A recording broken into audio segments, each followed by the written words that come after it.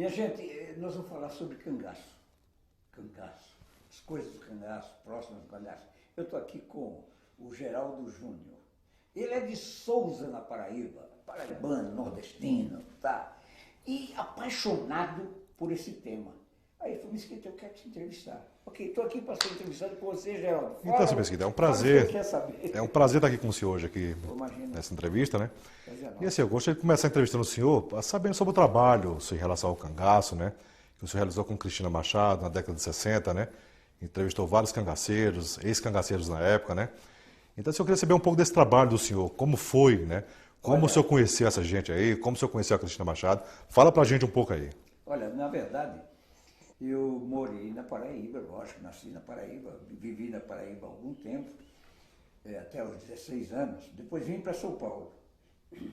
Passei pelo Rio de Janeiro primeiro, depois vim para São Paulo. Aqui em São Paulo, eu confesso a você que me interessei por muita coisa como jornalista.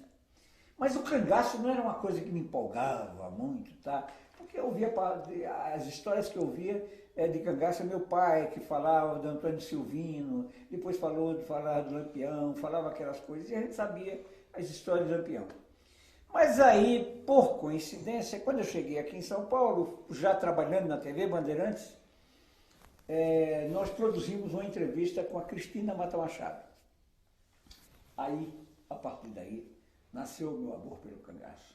Através da Cristina, eu comecei a me interessar muito. Ela, em seguida, aquela entrevista foi para o Nordeste para fazer as suas pesquisas, tá? E quando voltou, eu cheguei para ela e disse, Cristina, o cangaço está me empolgando. Na verdade, eu estava empolgado com ela, certo? E logo, a partir daí, me empolguei com o cangaço também. Aí resolvemos escrever uma peça de teatro sobre o cangaço, fazendo uma comparação entre Cristo e Lampião. Por quê? Nós descobrimos que Lampião era filho de José e a mãe do Lampião é Maria Soledade. Aí Maria e José eram os pais de Jesus Cristo. Então começamos a fazer ilações entre os dois e, na verdade, começamos a construir todo um trabalho sobre o cangaço a partir daí. Eu me envolvi com a Cristina e me envolvi muito com o cangaço. Aí começamos a pesquisar e foi uma batalha. Uma batalha porque nós queríamos trazer os cangaceiros para uma realidade que não era deles. Os cangaceiros que moravam em São Paulo, e eram muitos, eles, e pelo Brasil inteiro, né, eram muitos, e todos eles, muito embora eles tivessem sido anistiados pelo Getúlio Vargas, eles achavam que eles eram bandidos. Eles tinham medo da polícia, tinham medo de correr. Tinha medo do passado, na verdade. Né? Na verdade, do passado. E a Cristina, ela começou a incutir na cabeça deles, ela ia fazer a tese de doutoramento dela era cangaço, aspectos socioeconômicos. E ela tinha muito interesse em descobrir todas essas coisas. E ela começou a incutir na cabeça dos cangaceiros que eles eram figuras da história no Brasil. Não eram bandidos, eram figuras da história. Assim, começou a mudar o pensamento das pessoas, dos cangaceiros, né? Começou. Mas foi uma luta descobrir os cangaceiros de São Paulo, porque nós corremos atrás do Zé Sereno, corremos atrás da Sila, que era a mulher do Zé Sereno, corremos atrás do Marinheiro, que era irmão da Sila, corremos atrás do Balão, que morava em Carapicuíba? Itaquaquecetuba. Corremos atrás de quem mais? Do Balão já falei. Marinheiro, Balão. Criança. Criança foi o mais difícil de todos. Porque o Criança fugiu Criança foi marido como é o nome dela? Enerina, não. Da Dulce. Depois da anistia, né, eles todos vieram, muitos deles, para São Paulo. E o Criança também. Mas o Criança mudou de nome para Vitor. O nome dele era Antônio. E aquela loucura. E nós ficamos 8 meses no Sacomã. A gente sabia que era um verdureiro que se chamava, que era o cara. Todo jardineiro que passava perto da gente, ô Criança! Aí o cara olhava para criança, por que está me chamando de criança? A gente falava isso, a gente sabia que não tinha nada a ver com a coisa. Até que um dia, nós vimos assim perto de uma barranca ali no Sacomã, um cara com um carrinho de verdura, e eu cheguei e perguntei para ele, criança, ele falou, quem é você? Quem é o senhor para me falar por esse nome? Eu digo, é isso. É isso. Aí foi uma batalha dura, tá? Mas no fim, convencemos os filhos, porque a gente sempre chegava através dos filhos. Com o Zé Sereno foi assim, atrás, o Wilson, que era o filho, e quando fomos procurar a Expedita, que era a única filha do Lampião, que morava em Sergipe, e tinha lá a Vera. Ainda mora, né? Ainda mora. Mas quem fez a aproximação e quem conseguiu abrir a porta foi a Vera, que hoje faz um trabalho sobre cangaço. Tá. Tem livro escrito para dar sobre o assunto. Não sabia nada, não sabia que a mãe dela era filha de Lampião. Depois, lógico, aí ela abraçou a causa, hoje ela é uma... Então assim, a família não sabia, os filhos não sabiam, em 60, década de 60? Nenhum deles sabia. Que a Expedita... As filhas do criança, o criança disse que no dia que nós nos deparamos com ele, ele ficou a noite inteira sem dormir, preocupado com aquela coisa na cabeça. E foram as crianças, as adolescentes, as meninas do criança, que abriram as portas para a gente. E abriram as portas para eles também. Sim. Os filhos da Serena foi assim. O Balão não, o Balão já era um cara que todo mundo já sabia que o Balão era Balão, aquele jeitão dele, opa, tudo, entendeu? Contava história, falava tudo. E aí nós descobrimos um monte de coisa de cangaço. Inclusive uma coisa que é interessante, que você sabe aí, Geraldo, você que é um pesquisador do cangaço, você sabe que o Lampião mudava, colocava o nome de cangaceiro 2, 3, 4 vezes, o mesmo cangaceiro, mesmo nome. Se um morria, colocava em outro, né? Para fugir. Isso, né? Para fugir da polícia. Então, assim, matou fulano de tal, em tal região, né? De repente ele aparecia agindo em outra região, em outro local, né? Aí disse, mas então confundia a polícia, a cabeça da polícia, confundia, né? A população nordestina, né? Então dava aquele tom de invencibilidade do cangaceiro. Aliás, o Lampião criou mitos. O mito Lampião foi formado a partir dessas coisas. Sim, sim. O Lampião, todos os cangaceiros lutavam, você sabe disso, eu estou falando, mas apenas para você aí que não sabe. Sim. Ele não, ele já sabe tudo. Mas tudo bem. Mas de qualquer maneira é bom dizer. O Lampião, ele, quando eram grupos, não tinha o grupo de cangaço com 400 cangaceiros, não. Eram grupos de 12, 13, mais, é isso, 12, 13. Assim, a partir do ano de 1930, 28 na verdade, né? Então Lampião recompôs o seu bando na Bahia, né? E a partir de então ele começou a dividir o bando, né? O bando foi dividido em subgrupos. Exato. Então, assim, determinou a liderança para, vamos supor, para Zé Baiano, né? Outro para... A grande liderança para Labareda, ele a liderança, ele a central, né? Então era um grupo só, né? Dividido em subgrupos, né? Exato. Então os grupos de cangaceiro eram de 12, 13, 15. Sim, no máximo. Às vezes, né? no máximo, chegando... Até para facilitar o deslocamento, né?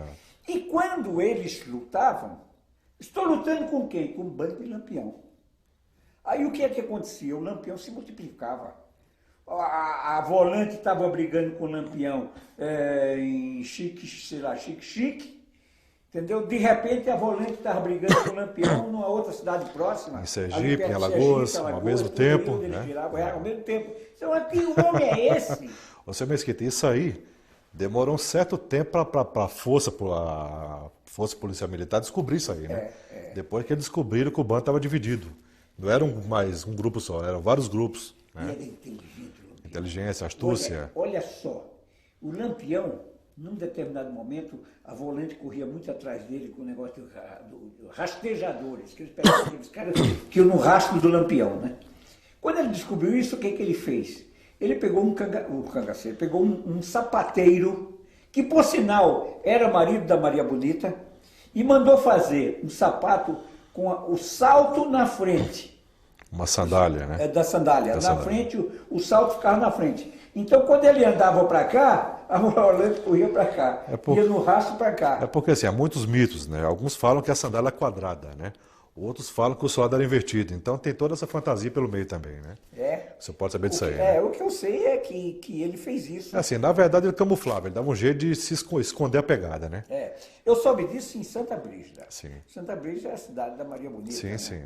E foi lá, era lá que a Maria Bonita morava. Assim, na verdade, Maria Bonita nasceu na Malhada Caiçara, né? Hoje pertence a Paulo Afonso, na Bahia, né? Paulo Afonso. Mas parece que Santa Brígida, se não me engano, caso, salvo engano. Santa Brígida era... Isso, exato, que era Paulo Afonso, né? É perto de Paulo Afonso. Isso, perto de Paulo Afonso. Hoje é Malhada Caiçara, pertence a Paulo Afonso. Não tem Santa Brígida? Não, tem Santa Não, Brígida. tem Santa Brígida ainda hoje, né? Mas a Malhada Caiçara hoje pertence a Paulo Afonso, na Bahia, né? E Malhada Caiçara foi onde Maria Isso, Bonita onde Maria Bonita nasceu. Mas ela viveu em Santa Brígida. Sim, Santa Brígida viveu com o marido, o sapateiro. O sapateiro. Isso. E largou o sapateiro. Largou o sapateiro para acompanhar o Lampião, né? E disse que disse que a Maria Bonita falava para o marido, no dia que o Lampião passar por aqui, eu vou com ele. E ele morria de rir. Até que no dia que o Lampião apareceu lá... Realmente foi. Foi. E ela disse, é agora.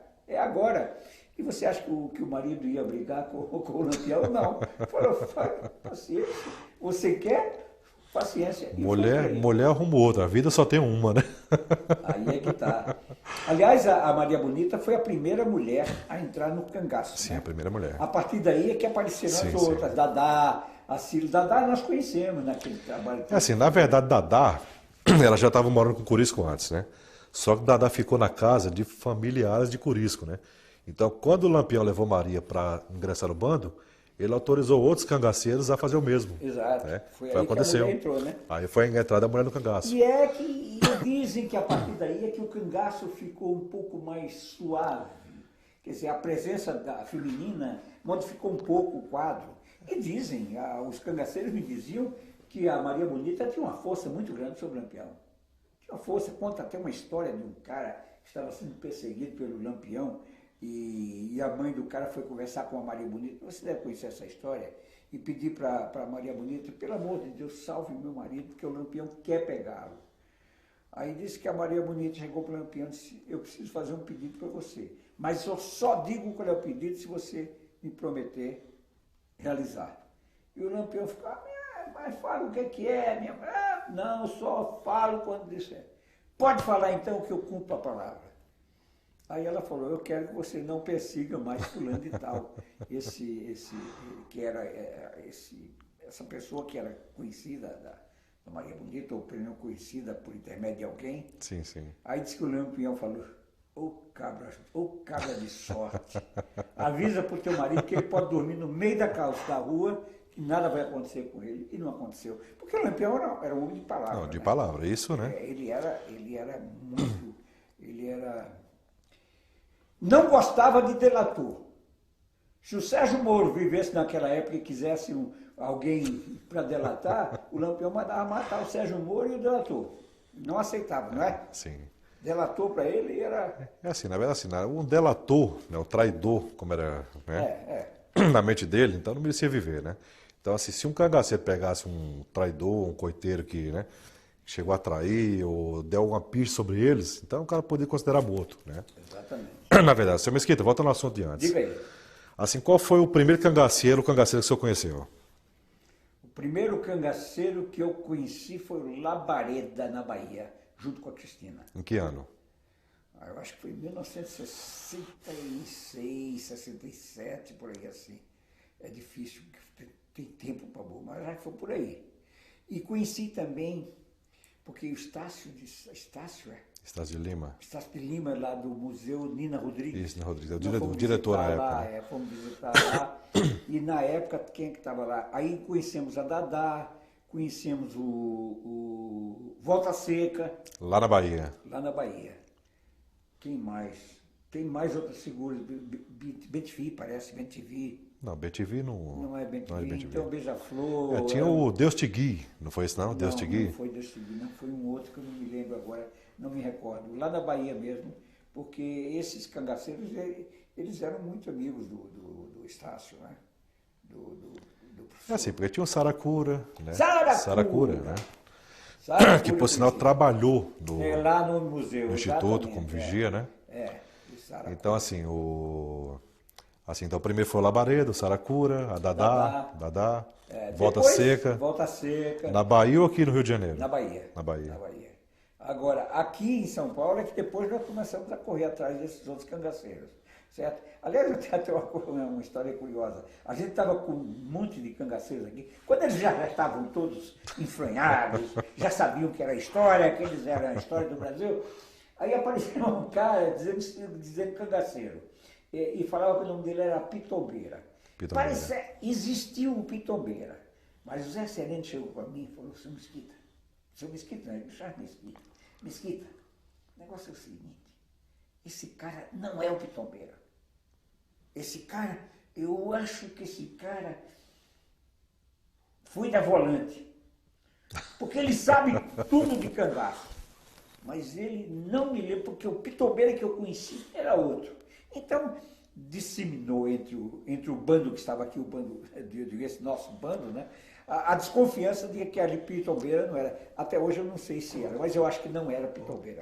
Mas Pitombeira falava que era do bando principal do Lampião ou falava que era de algum subgrupo, né? Porque tem essa também aí, né? Não, falava que foi cangaceiro. Só cangaceiro. Porque todos eles se colocavam como cangaceiros de Lampião.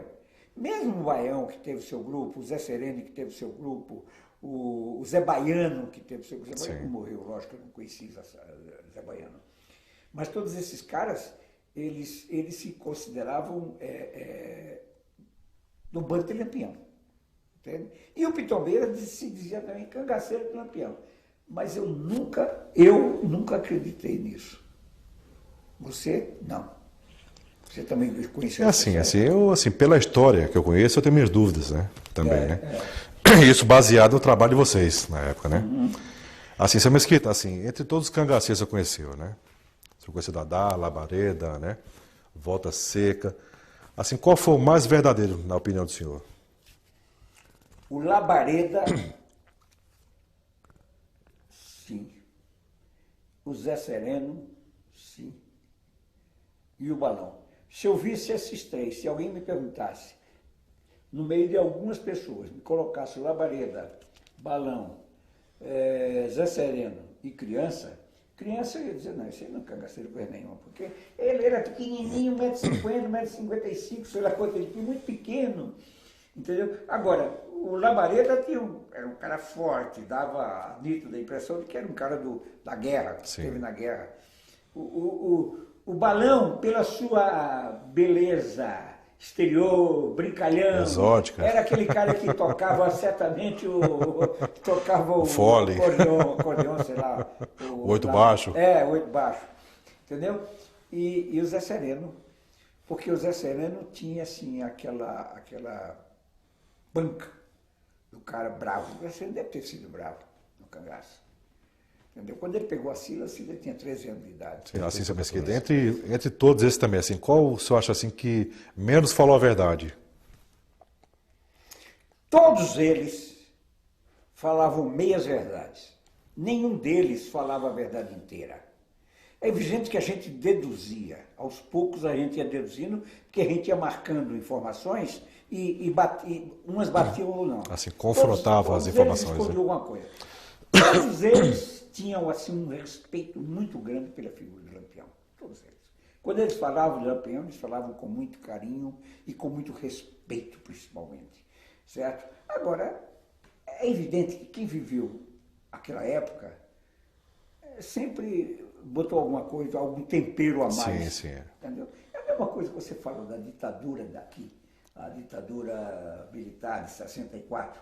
Eu conheço muitos colegas que falam algumas coisas que não são inteiramente verdades, entendeu? Sempre floreiam, sempre põem uma pitada em alguma coisa. Sim, e os cangaceiros também faziam. Assim, o tempero é fantasia, na verdade, né? Exatamente.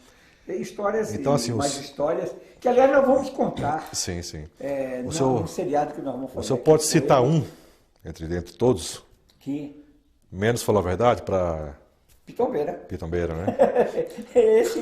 Esse possivelmente nem cangaceiro foi, entendeu? Então esse foi o menos verdadeiro, né? Agora, eles eram todos muito verdadeiros e, ao mesmo tempo, floreavam o pavão, entendeu? Mas eles, no primeiro momento, eles tinham muito medo de falar das coisas. Depois que eles foram se soltando, eles começaram a dizer mais coisas, certo? Mas é natural, a história não se conta inteiramente com verdades inteiras. Tem meias verdades ou verdades 1 quarto, 3 quartos, etc. E daí o historiador é que busca, e a Cristina era uma historiadora nata. Seu Mesquita, assim, não interrompendo o senhor, assim, qual a sua visão de cangaço? O que o senhor acha sobre o cangaço? A minha visão de cangaço é um movimento que surgiu no Nordeste, e não surgiu com o Lampião, surgiu já antes com Antônio Silvino e outros. Sim, antes ainda.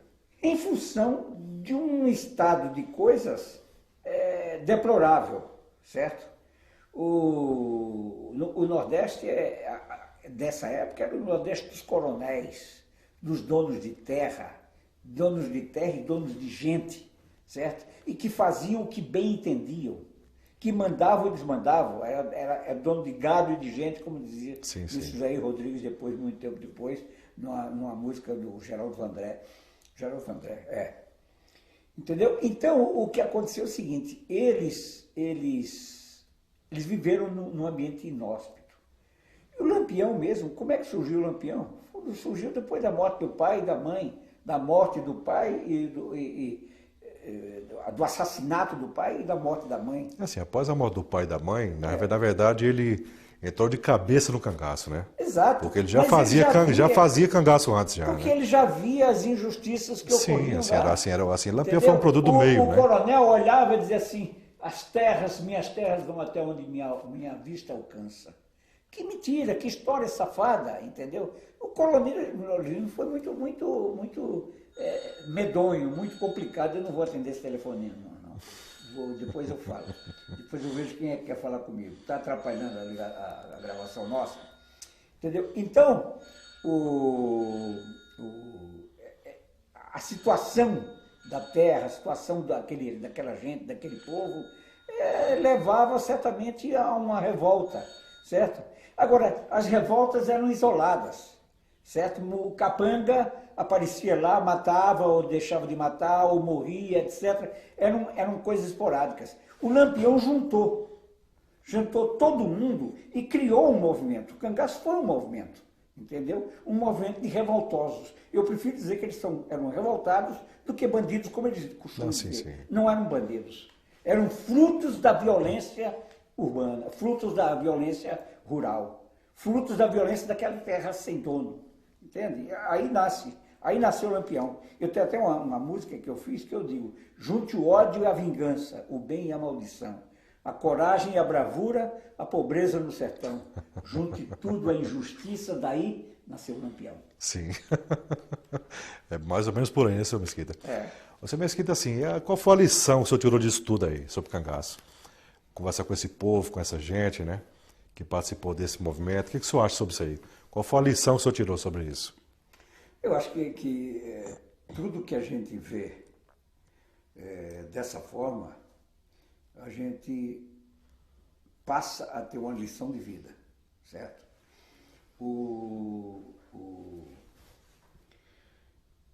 Eu percorri o Nordeste, eu fui em quase todas as cidades onde o Lampião andou. Onde o Lampião andou, eu e a Cristina, nós andamos atrás. E nós entrevistamos muita gente. Pessoas que conviveram com o cangaço ou não. Mas aquelas pessoas todas que viveram aquela miséria do chique-chique, do mandacaru, da seca, entende? Para mim, eu aprendi, eu conheci o Nordeste depois que vim para cá. Quando eu estava lá, eu não tinha percebido. Eu percebi a partir de quem? A partir desse movimento. Eu comecei a olhar por todos os ângulos o que acontecia naquela minha região, entendeu? Uma região sofrida, uma região de miséria, uma região onde o homem não tem o direito de viver, onde o homem não tem o direito de comer, de se alimentar, de alimentar seus filhos, de educar seus filhos. É evidente que é uma coisa horrorosa, que só traz desespero. Aprendi muito. Isso realmente foram lições que eu aprendi. Senhor, para finalizar a nossa entrevista, uma pergunta que não pode faltar, né? Na sua visão, Lampião é herói, bandido ou justiceiro? Eu prefiro dizer que ele foi justiceiro. Bandido jamais. Herói para muitos, mas ele foi um cara que, eu não gosto da expressão justiceiro, eu gosto da expressão, ele buscou a justiça. Agora, buscou com as próprias mãos, porque não encontrou respaldo do Estado. Quando assim, uma justiça à sua maneira, né? Da sua maneira. Porque ele não teve o respaldo do Estado. O Estado persegue o homem pobre no Nordeste. Isso é verdade. Em todo lugar do mundo, né? Mas no Nordeste, principalmente, Sim. o pobre não tem respaldo nenhum. Eu conheço muitos países do mundo, e estava dizendo aqui um dia desse, eu visitei Cuba, eu entrevistei o Fidel Castro. Em Cuba não existe analfabeto. É uma ilhazinha pequena, não existe analfabeto. Eu conversei com crianças de 12 anos de idade que falavam sobre qualquer assunto comigo, entende? Onde não existe a educação para o povo, é um povo sofrido e que sofre todo tipo de violência. O brasileiro é violentado todos os dias porque é um analfabeto. Entendeu? A grande quantidade de analfabetos no Brasil, a quantidade é muito grande. Entendeu? Então, infelizmente, é uma realidade dura, mas triste. Inaceitável, né? É. Seu Betão, obrigado pela entrevista, tá bom? Muito Obrigado obrigado, a você, tá bom? Estou aqui à tua disposição. E essa vai ser a primeira de muitas outras ainda que virão pela frente, né? Nós vamos fazer um seriado. Com certeza.